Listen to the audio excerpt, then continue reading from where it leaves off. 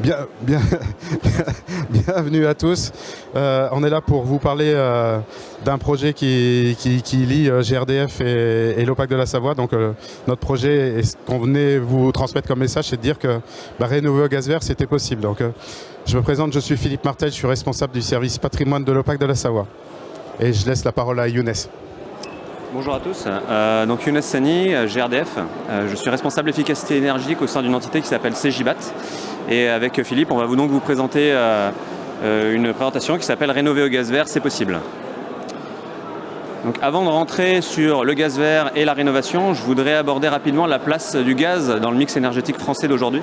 En quelques chiffres, rapidement. Le gaz vert, ça couvre 40% des besoins de chaleur en France. C'est une maison sur 3, c'est un logement collectif sur 2, c'est un bâtiment tertiaire sur 3. Et ça représente aussi, et on l'oublie souvent, 15% de la production d'électricité. Du gaz est utilisé pour produire de l'électricité, qui peut ensuite être utilisé chez vous pour vous chauffer par exemple. C'est aussi des réserves stratégiques, ce qu'on appelle du stockage, 135 TWh de stockage, on va y revenir après. Le gaz représente 12 millions de logements chauffés, et puis c'est 1/5 de la consommation énergétique globale en France. Donc vous le voyez avec tous ces chiffres, le gaz est a effectivement une place essentielle dans le mix énergétique français.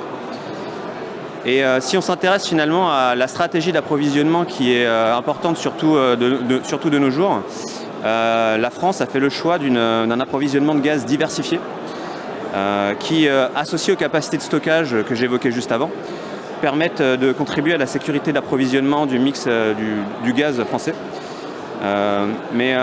Finalement, l'enjeu d'aujourd'hui, c'est bien la réussite de la transition énergétique, c'est l'efficacité énergétique, la sobriété énergétique, et en complément de tout ça, la substitution du gaz fossile par du gaz vert. Et dans ce sens, les ambitions de GRDF sont claires. Aujourd'hui, vous le voyez avec le graphique en jaune, aujourd'hui on a déjà du gaz vert dans les réseaux en petite quantité de l'ordre de 2%. Néanmoins, les ambitions sont fortes. À horizon 2030, GRDF prévoit 20% de gaz vert dans les réseaux et 100% de gaz vert à horizon 2050. On parle bien de gaz vert produit en France, localement, et on verra tout à l'heure comment on le produit. Donc finalement, le gaz vert, c'est un levier efficace et accessible pour décarboner à coût maîtrisé. Et sur ce point, l'ambition de GRDF est à la fois ambitieuse, mais aussi accessible. Cette ambition de gaz vert, elle est ambitieuse, accessible, réaliste, au regard notamment de la consommation projetée à horizon 2050. Vous avez ici un graphe qui vous montre un scénario de consommation de gaz à horizon 2050. On sera un petit peu moins de 300 TWh. Alors il y a d'autres scénarios qui évoquent plutôt un chiffre de l'ordre de 350. Donc on peut dire qu'on sera entre 300 et 350, 360 TWh. Et il y a la barre en verte, c'est finalement la production, le gisement de production possible en France. On a aujourd'hui, à ce jour, d'identifier 420 TWh. Donc vous voyez que quel que soit le scénario finalement retenu, le gisement disponible en France permettra d'assurer la totalité des besoins énergétiques en gaz français. Donc ce gisement qui est mobilisable de l'ordre de 420 TWh, il permettra donc, comme je viens de le dire, de couvrir 100% des usages, en respectant, et c'est important, la priorité aux usages alimentaires, et en intégrant finalement une part d'aléa, puisqu'on a 420 TWh et qu'on va en consommer moins. Ça veut dire que si jamais il y a un aléa sur par exemple la concrétisation d'une des filières de production qu'on a envisagée d'ici à 2050, sur la trajectoire d'électrification qui pourrait être moins importante que prévu et donc avoir recours à plus de gaz, ou bien sur les efforts d'efficacité et de sobriété qui seraient en deçà des attentes, on aurait de toute façon une part d'aléa qui pourrait être couverte grâce à ce gisement de 420 TWh.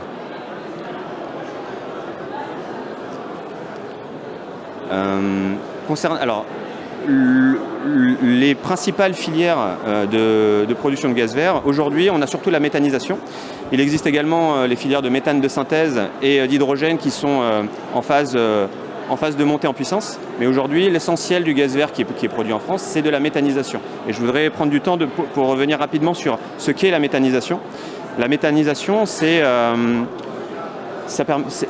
finalement au cœur de l'économie circulaire des territoires. Ça permet de produire du gaz vert local, français, à partir des déchets.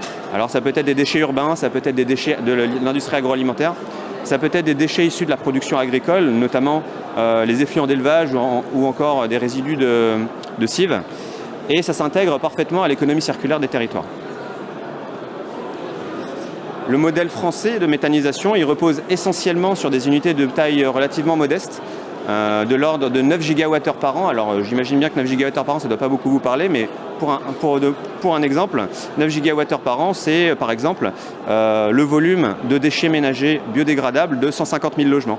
Lorsqu'on méthanise le volume de déchets ménagers de ces 150 000 logements, on obtient 9 gigawattheures par an à peu près dans un méthaniseur.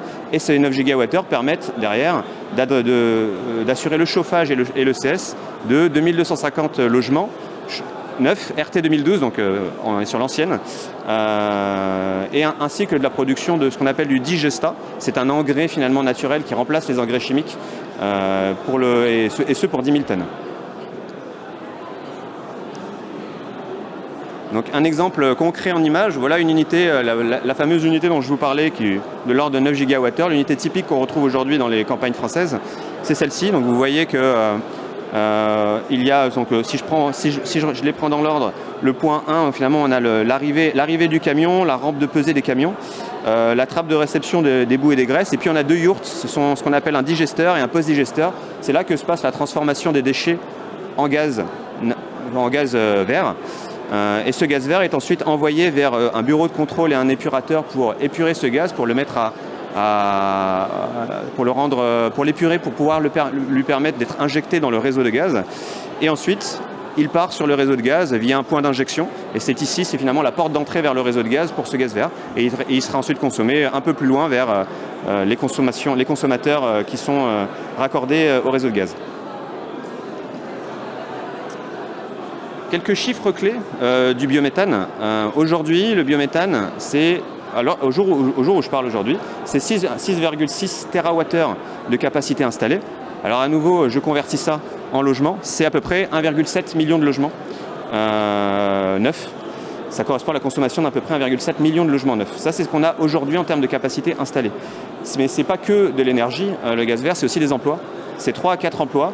Donc c'est une valeur locale finalement, une valeur locale parce que ces 3 à 4 emplois non délocalisables, ce sont des emplois directs. Si on regarde également les emplois indirects, à horizon 2030, on estime que la filière biométhane sera en capacité de créer 53 000 emplois directs et indirects liés à la filière de gaz vert. En termes de coûts, aujourd'hui le biométhane, pour produire, ça dépend des technologies, mais on peut prendre une moyenne à 100 € par mégawattheure.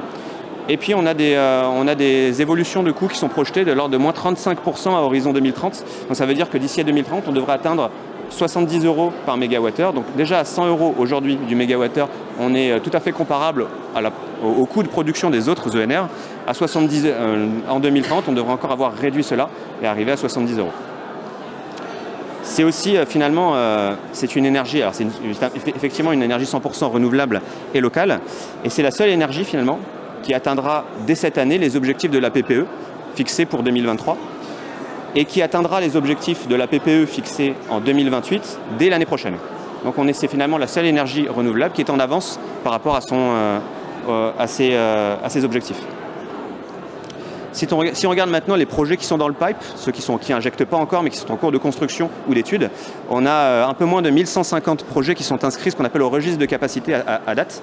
Ces 1150 projets, pour une grande partie d'entre eux, verront le jour sous une horizon de 2 à 3 ans et permettront la production additionnelle de 26 TWh.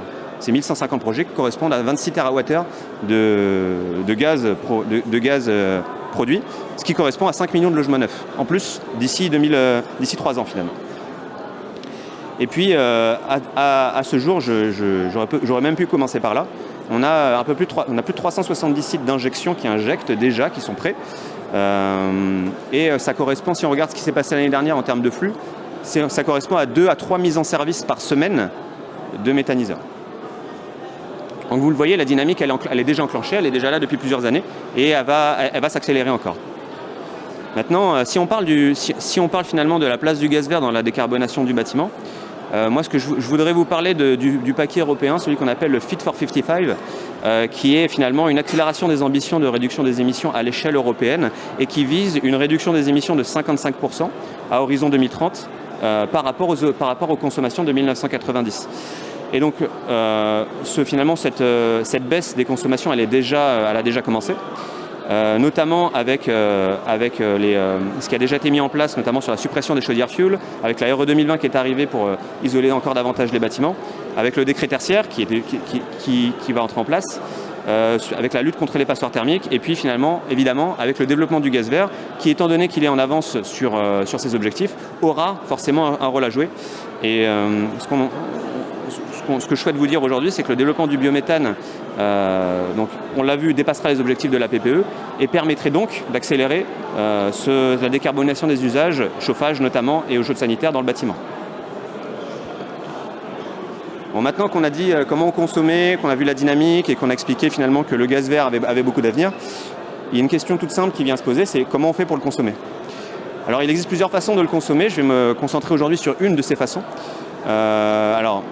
Je vous l'ai dit tout à l'heure, le biométhane il est injecté au niveau des méthaniseurs aujourd'hui et finalement physiquement il est consommé au plus proche du méthaniseur. On ne peut pas tracer chaque molécule de gaz vert et lui dire d'aller là où on veut bien qu'elle aille. Donc physiquement elle est consommée.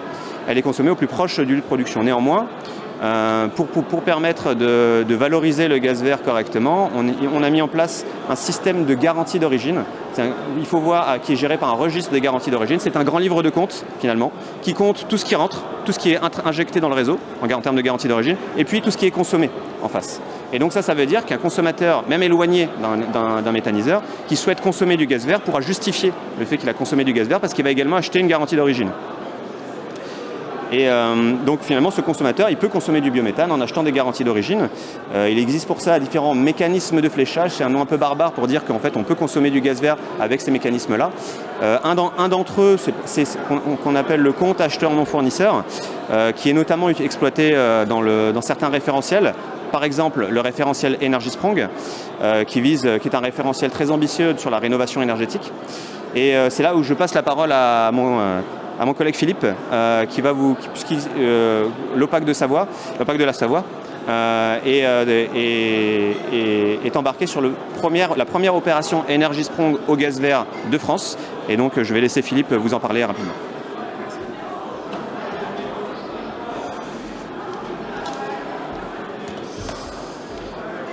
Donc effectivement, on est là, GRDF et OPAC de la Savoie partenaires, pour vous expliquer quel lien entre finalement le gaz vert, la réhabilitation thermique ambitieuse et un bailleur social et surtout aussi un gain substantiel pour nos locataires dans le cadre de cette précarité énergétique. Donc rapidement, l'OPAC de la Savoie, c'est présent sur plus de 200 communes, bailleur territorial, bailleur départemental. On gère aux alentours de 22 000 logements. Particularité peut-être de l'OPAC de la Savoie, c'est qu'on est présent sur un territoire très, très éclectique du patrimoine urbain, périurbain, mais aussi très présent dans les stations de sport d'hiver, donc avec des problématiques énergétiques importantes. On a des bâtiments qui sont à plus de 2300 mètres d'altitude, exemple à Val Thorens. Voilà. On loge 40 000 personnes, c'est-à-dire un dixième des Savoyards. Petit focus sur l'énergie et l'OPAC de la Savoie. Vous voyez que le gaz nat est une énergie prépondérante sur notre patrimoine, mais très vite rejoint par l'électricité. Là, c'est la particularité territoriale puisque le gaz n'est pas distribué sur l'ensemble du département. Et quand on arrive aux portes des stations de sport d'hiver de la Tarentaise et de la Maurienne, il n'y a plus de gaz. Et dans les stations, à l'époque, notamment à l'époque des Jeux Olympiques, on construisait beaucoup avec de l'énergie électrique. Souvent base plus à point en chauffage et eau chaude individuelle élec eau chaude individuelle élec, voilà. Encore un tout petit peu de fuel, vous verrez après, qui est appelé à disparaître. Raccordement à des réseaux de chaleur avec un des plus gros réseaux de chaleur français, notamment sur l'agglomération chambérienne. Une petite présence de gaz propane et une énergie également qui se développe, celle du granulé bois, qui vient souvent en remplacement du fuel. Particularité aussi, et un petit focus sur l'achat d'énergie, donc gaz propane contrat global sur 60 sites pour finalement mettre le gaz propane au coût de l'énergie gaz nat. Des groupements d'achats nationaux sur lesquels s'est inscrit l'OPAC de la Savoie en 2014, avec déjà en 2019 l'injection de 5% de biométhane dans nos contrats gaz. des contrats localisés pour le fuel, je passerai rapidement cette énergie, les granulés bois, donc je vous expliquais, qui se développent également, des groupements d'achat sur l'électricité, sur les gros comptes, avec là aussi une part prépondérante d'énergie verte dans notre achat, des achats groupés aussi pour nos locataires, pour leur propre usage. On leur a proposé pour minimiser leurs charges cette solution, et puis maintenant on est sur notamment des optimisations de contrats sur les réseaux de chaleur, l'électricité. Vous verrez juste après aussi des raccordements au réseau de chaleur, mais également le gaz vert. La transition énergétique à l'OPAC de la Savoie, c'est pas un vain mot. Ça fait des années qu'on est sur ce projet. Donc on développe beaucoup les logements raccords de gaz vert. Ce que je vous disais, alors c'est 5% aujourd'hui. On est en train de négocier nos nouveaux contrats de gaz. C'est pas tout à fait la meilleure période, mais on va tenter d'injecter plus que ces 5%. On est en train d'analyser les offres. Contrat patrimonial avec l'ADEME, raccordement à des réseaux de chaleur. Une forte valorisation aussi des certificats d'économie d'énergie. Sur les 7 dernières années, 14 millions d'euros perçus sur les certificats d'économie d'énergie en échange de travaux d'amélioration thermique, avec des processus très intéressants pour des bailleurs sociaux, mais aussi pour les particuliers. Partenariat avec un représentant aussi local, l'INES, l'Institut national de l'énergie solaire, sur les installations, le suivi de nos installations solaires sur le thermique, notamment ECS.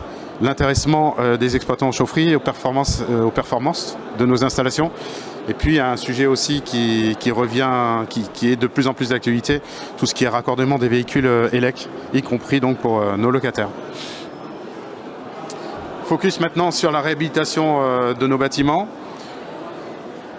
Un package qui va être un package thermique, un package technique. Sur le côté énergétique, ce qui nous intéresse aujourd'hui, un grand classique de l'isolation des murs par l'extérieur, du remplacement des menuiseries, les planchers, la couverture, en fait toute l'enveloppe. La transformation de la VMC pour une VMC beaucoup plus performante, le remplacement des portes palières, souvent des rénovations de chaufferie ou d'amélioration d'émetteurs de chaleur. Les poses de vannes thermostatiques, à l'OPAC de la Savoie aujourd'hui, c'est environ 350 logements réhabilités par an. Vous voyez au regard des 22 000 logements que nous gérons. Une réhabilitation aujourd'hui à l'OPAC de la Savoie, c'est environ 55 000 euros. Le budget annuel de 20 millions d'euros, et à ce jour, on est à 1300 logements qui sont en chantier. Bon, je passe le financement. Nos enjeux aujourd'hui, c'est ce financement de réhabilitation, et notamment l'éradication des logements qui sont avec le nouveau DPE classé G, F ou E. Et quand je vous parlais tout à l'heure de notre problématique de patrimoine en station, qui est quand même à hauteur de plus de 8000 logements qui sont en altitude, et notamment sur ces bâtiments, une énergie ELEC qui est actuellement toujours pénalisée sur l'ELEC par un coef de 2,3 entre énergie finale et énergie primaire, on se retrouve avec pas mal de logements notamment en F et en E, avec des objectifs d'éradication de ces bâtiments entre le G en 2025, le F en 2028 et le E en 2034. Donc nous voilà sur le lien entre GRDF, le gaz vert et l'OPAC de la Savoie. C'est une réhabilitation sur Montmélian, une tour et une barre, 99 logements, qui s'appelle le Grésivaudan 1 et 2. Bon, localisation, pour ceux qui ne connaissent pas, c'est entre Chambéry, grossièrement, et Albertville. Voilà, un site attractif, des bâtiments des années 60, je vous le disais, 68 logements en R+3 sur une barre et une tour, en R+7. Vous remarquerez que ces bâtiments sont finalement très favorables à la démarche Énergie-Sprong que je vais vous présenter juste après, c'est-à-dire des façades préfabriquées qui viennent se poser devant les façades existantes, ce qui nous permet de faire une réhabilitation de ce type. Voilà, vous voyez la différence entre le bâtiment avant et après, mais ce qui est surtout important de noter, c'est qu'on va avoir un gain pour nos locataires en termes d'énergie de plus de 65% entre le chauffage et l'eau chaude sanitaire. Ce qui est important de souligner aussi dans cette démarche Énergie-Sprong, c'est que c'est une garantie de 30 ans. C'est-à-dire qu'on s'engage sur 30 ans à ce que le bâtiment soit entretenu et les équipements soient entretenus de sorte à ce que cet objectif soit tenu. Alors là, on est en crème avec une garantie déjà sur 5 ans entre l'exploitant, le maître d'œuvre, le groupement de maîtrise d'œuvre et les entreprises, mais voilà. Finalement, pourquoi le gaz vert? On s'est posé clairement la question au sujet de l'énergie. Il faut savoir que sur ces bâtiments-là, initialement, vous aviez en chauffage du gaz et en élec de l'eau chaude individuelle électrique. On avait deux possibilités en ENR, soit la biomasse avec du bois granule, chauffage et eau chaude, ou soit du gaz vert. Finalement, on a opté pour le gaz vert pour plusieurs raisons, mais la première, c'est moins d'investissement. À noter que cette opération, quand même, financée dans le cadre du plan de relance, représente 11,4 millions d'euros d'investissement pour, on va dire, 100 logements. Si vous faites le ratio, ça fait 11 500 euros par logement. Quand on compare aux 55 000, c'est une volonté forte de l'OPAC de la Savoie de s'inscrire dans une filière en développement et de faire participer l'OPAC de la Savoie, que l'OPAC de la Savoie participe au développement de cette filière. Si on revient au gaz vert, finalement, c'est moins d'investissement, puisqu'on avait déjà une chaufferie gaz, donc moins d'investissement sur tout ce qui est organes de production de chaleur, mais également sur tout ce qui est stockage d'énergie. C'est clairement une énergie circulaire.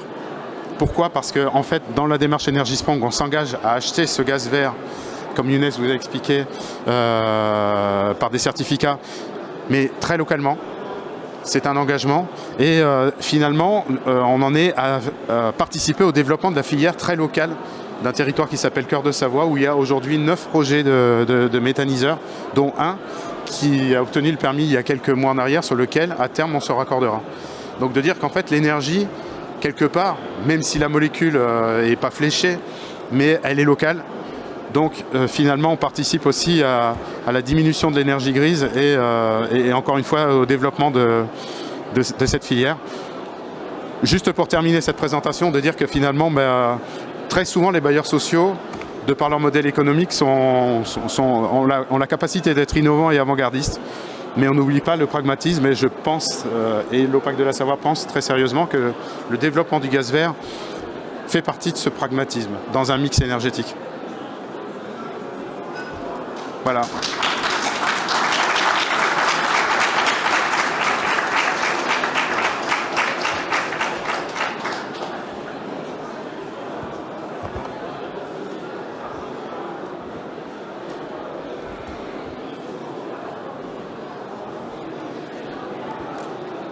Est-ce qu'il y a des questions?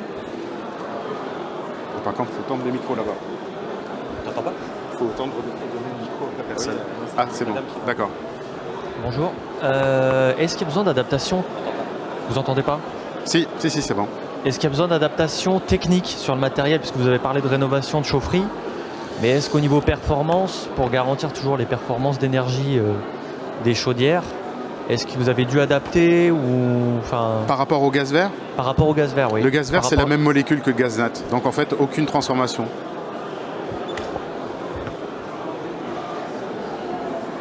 Oui.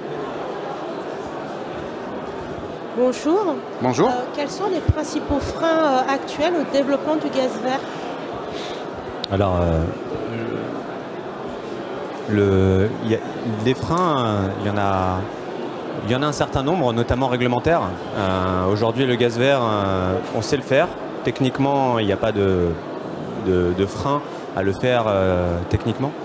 Maintenant, il faut encore lever certains freins, comme vous dites, notamment des freins plutôt administratifs pour accélérer la création de nouveaux méthaniseurs. Et puis également accélérer sur la reconnaissance du gaz vert, la reconnaissance réglementaire, à la fois dans la réglementation environnementale 2020 et puis également dans le DPE, pour pouvoir reconnaître le gaz vert. Tout à l'heure, je crois que je l'ai affiché, mais j'en ai pas parlé. Le gaz vert a un contenu carbone qui est officiel dans la base carbone de 44 grammes et qui est même 23 grammes si on tient compte de tous les impacts évités, mais je vous passe ça. Le gaz naturel, lui, c'est 227 grammes. Donc vous voyez bien que si on passe de 227 à 44 et qu'on le reconnaît réglementairement, ça permet de favoriser la consommation de gaz vert derrière et l'intérêt pour cette énergie.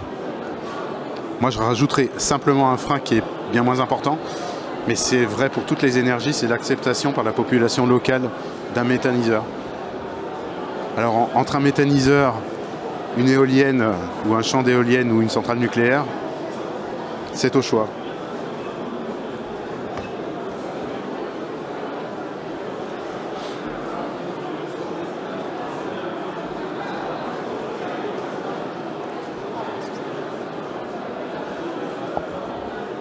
Bonjour. J'ai une question concernant le prix au mégawattheure du gaz vert. Est-ce que c'est stable ou c'est variant comme le gaz naturel? Deuxième question, est-ce qu'il y a une distance maximale à respecter entre le méthaniseur et le lieu de production de la chaleur? D'accord. Alors pour la deuxième question, oui, il y a une distance minimale à respecter entre le. Attends, entre la. Je vais répondre à la première d'abord. Les 100 € par mégawattheure que j'ai affichés sont un coût de production. Vous avez compris que la production du gaz vert aujourd'hui, elle se fait à partir de déchets, pour faire simple. Les déchets, eux, n'augmentent pas en prix, c'est leur avantage. Donc le coût de production du gaz vert est stable et va même en diminuant. Jusqu'à horizon 2030, on devrait avoir une diminution de l'ordre de 35% des prix de production du gaz vert. Et pour la deuxième question, je suis désolé, je pense pas avoir compris. Non, mais en fait, la distance entre je vais peut-être répondre à ta place, c'est qu'en fait, le gaz vert, il est injecté dans le réseau de Gaznat. Donc en fait, il n'y a aucun lien direct entre le lieu où vous produisez la chaleur grâce au gaz vert, c'est-à-dire une chaufferie, si c'est bien votre question, et le lieu du méthaniseur, puisqu'en fait, le méthaniseur est juste un point d'injection de gaz sur le réseau de Gaznat.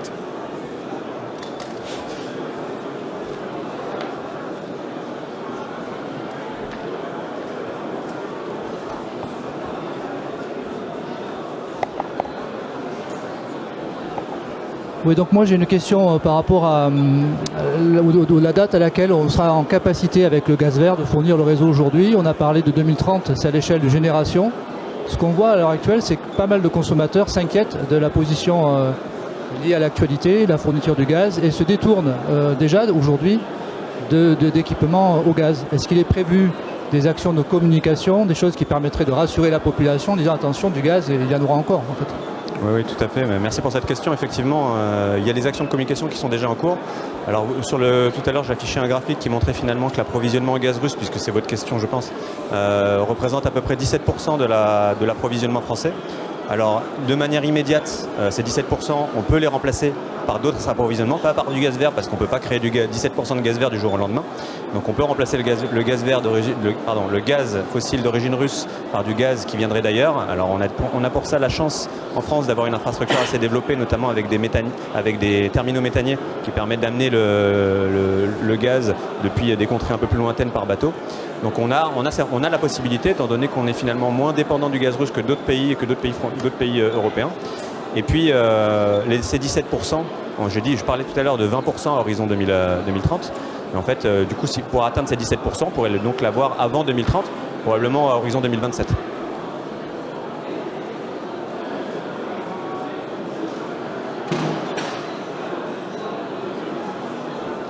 Vous avez dit qu'une des sources de la méthanisation, c'était les déchets ménagers. Est-ce que le tri actuel permet de récupérer directement ce qui vient dans notre poubelle pas jaune? Alors actuellement, ça dépend. Par contre, à partir de 2024, une loi est passée obligeant le tri à la source des biodéchets. Ces biodéchets pourront être effectivement méthanisés. Donc à partir de 2024, ce sera systématique. Ça n'ira pas forcément dans un méthaniseur, ça pourra également aller dans un composteur. Mais en tout cas, le tri de ces biodéchets sera obligatoire à partir de 2024.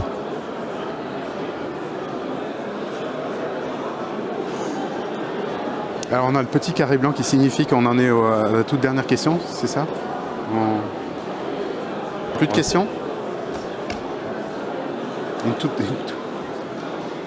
dernière? Il y a une question... Non, c'est fini? C'est fini? Non? Okay. Bon. Je suis désolé, mais... on est à votre disposition si vous le souhaitez. On nous a signifié qu'il faut arrêter, mais si les 2-3 questions qui n'avaient pas de réponse, vous pouvez venir nous voir au stand de GRDF, on fera un plaisir de vous répondre. Merci beaucoup. Merci.